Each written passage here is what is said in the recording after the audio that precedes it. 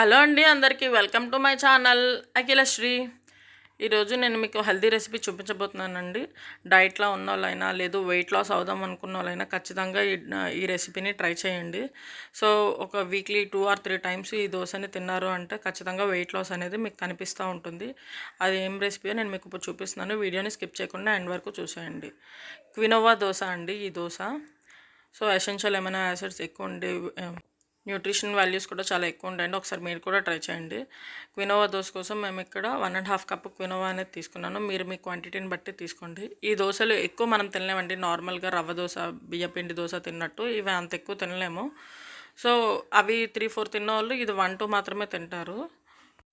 ఇది తిన్న తర్వాత మీకు పెద్దగా ఆకలి కూడా అనిపించదండి. సో క్వినోవా 1.5 కప్ తీసుకొని దాన్ని శుభ్రంగా 1 to 2 టైమ్స్ వాష్ చేసుకున్న తర్వాత నార్మల్ వాటర్ అనేది పోసుకొని ఓవర్ నైట్ సోకింగ్ అనేది చేసేయండి. 6 to 8 అవర్స్ సోక్ చేసుకోవడం వల్ల దానిలో ఉన్న న్యూట్రిషనల్ వాల్యూస్ పెరుగుతాయి. సో నెక్స్ట్ డే మార్నింగ్ అనేది మొత్తం అంతా నీట్గా శుభ్రంగా రుద్దుకొని వాష్ చేసేసుకోండి. మొత్తం ఒకసారి మళ్ళీ కూడా వాష్ చేసేసుకొని కొంచెం కొంచెంగా తీసుకొని గ్రైండింగ్ జార్లోకి అనేది వేసేసుకోండి. సో కీన్వాతో పాటు అందులోనే ఒక మీడియం సైజ్ ఆనియన్ని కట్ చేసుకుని వేసుకోండి. ఆనియన్ వేసుకోవడం వల్ల కొంచెం స్వీట్ టేస్ట్ అనేది వచ్చి కీన్వా టేస్ట్ అనేది మారుతుంది. సో అలాగే మీ కారానికి సరిపడా పచ్చిమిర్చి, 1 ఇంచ్ అల్లం ముక్క చిన్న చిన్న ముక్కలుగా కట్ చేసుకొని మీ టేస్ట్కి సరిపడా ఉప్పు అనేది వేసుకొని దోశ బ్యాటర్ లాగా కొంచెం కొంచెంగా వాటర్ వేసుకుంటూ దోశ బ్యాటర్ కన్సిస్టెన్సీలో మిక్సీ చేసుకోండి.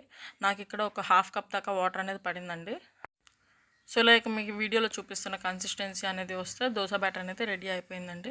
సో ఇప్పుడు మనం దోశ పెనం అనేది పెట్టుకొని సో లైట్గా హీట్ అవ్వాలండి. దోశ పెనం అనేది హీట్ అయిన తర్వాత మనం దోశలు ఎలా వేసుకుంటామో అలానే ఈ కీన్వా దోశ కూడా వేసుకోవాలి. మీకు కీన్వా అనేది కొంచెం లైట్గా సాఫ్ట్గా వస్తుందండి.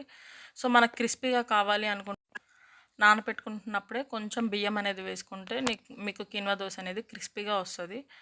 సో మొత్తం దోశ బ్యాటర్ అనేది వేసుకొని పల్చగా స్ప్రెడ్ చేసేసుకోండి. స్ప్రెడ్ చేసుకొని లైట్గా ఆయిల్ అనేది వేస్తే దోశ అనేది ఈజీగా వచ్చేస్తుంది. అలా ఒకవైపు కాలిన తర్వాత రెండో వైపు కూడా ఫ్లిప్ చేసేసుకొని మొత్తం కాల్చుకొని ప్లేట్లోకి తీసేసుకోండి. పెనం బాగా వేడెక్కిపోతే మాత్రం లైట్గా వాటర్ అనేది స్ప్రింకిల్ చేసుకోండి. అప్పుడు దోశలు అనేవి పర్ఫెక్ట్గా వస్తాయి. ఎంతో టేస్టీ అయిన కీన్వా దోశ అనేది రెడీ అయిపోతుందండి. మనకి దోశల్లా కాదు అనుకుంటే కీన్వాని మనం రైస్లో ఒక 1/2 కప్ దాకా కీన్వా అనేది కలుపుకొని కూడా తినొచ్చండి. లేదు ఓన్లీ కీన్వా తినగలిగే వాళ్ళు కూడా తినొచ్చు. ఇలా మన డైట్లో కీన్వా అనేది ఇన్కార్పొరేట్ చేసుకోవడం వల్ల వెయిట్ లాస్ అనేది కూడా రెడ్యూస్ అవుతాం. బ్లడ్ షుగర్ లెవెల్స్ కూడా కంట్రోల్లో ఉంటాయి. సో ఇంకా టేస్టీగా ఉండడం కోసం మీరు దీని మీద క్యారెట్ తురుము కానీ, ఉల్లి తరుగు కానీ ఇవేమైనా కూడా వేసుకొని ఇన్కార్పొరేట్ చేసుకోవచ్చండి. దోశ అనేది ఇంకా టేస్టీగా మారుతుంది. సో అంతేనండి, ఎంతో టేస్టీ కీన్వా దోశ అనేది రెడీ అయిపోతుంది.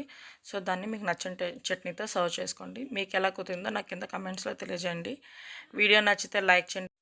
ఇలాంటి మరెన్నో వీడియోస్ కోసం మన ఛానల్ని సబ్స్క్రైబ్ చేసుకోండి. Thank you for watching. Bye bye.